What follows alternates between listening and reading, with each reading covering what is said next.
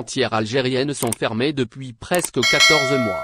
Depuis le 1er mars dernier, même les vols de rapatriement qui étaient opérés par la compagnie aérienne Air Algérie sont suspendus jusqu'à nouvel ordre après l'apparition de cas des nouveaux variants en Algérie.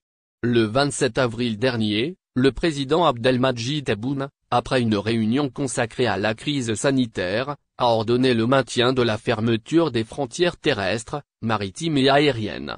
En l'absence de vaccins en quantité suffisante, l'Algérie se dirige vers un maintien de ses frontières fermées pendant encore quelques mois. À l'étranger, cette idée fait son chemin parmi les professionnels. En Algérie, l'ouverture des frontières semble loin, a expliqué Nicolas Nain, directeur général adjoint commercial et marketing de Transavia France, dans un entretien publié ce vendredi par le média spécialisé Les Shows Touristiques. La colère de la diaspora algérienne chez Air Algérie. Il n'y a actuellement aucun signe de préparatif en cours pour une éventuelle reprise prochaine des vols. Les Algériens se dirigent vers un nouvel été sans voyage. Des milliers d'Algériens restent bloqués à l'étranger. À l'étranger, la colère monte parmi les membres de la diaspora. Début mai, un collectif regroupant plusieurs associations d'Algériens de l'étranger a dénoncé la suspension des vols de rapatriement. Le collectif a appelé les pouvoirs publics à autoriser des vols de la compagnie nationale Air Algérie.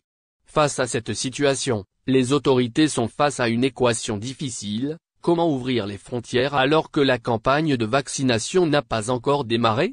La fermeture nous a préservé des Bekat Berkani, membre du comité scientifique, rappelle que la fermeture des frontières est l'une des réponses dont dispose l'Algérie face au virus. La fermeture nous a préservé, a-t-il dit, dans un entretien, ce samedi 8 mai, au site de ça. Le membre du comité scientifique rappelle que la fermeture des frontières est décision politique. Maintenant, pour combien de temps? S'interroge-t-il.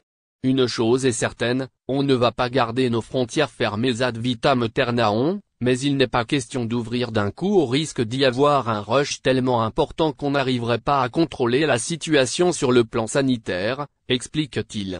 Dr Bekat Berkani se dit favorable à une ouverture des frontières au cas par cas. Dans le sens Algérie, étranger pour ceux qui doivent partir pour plusieurs raisons, travail, soins, etc., a-t-il dit.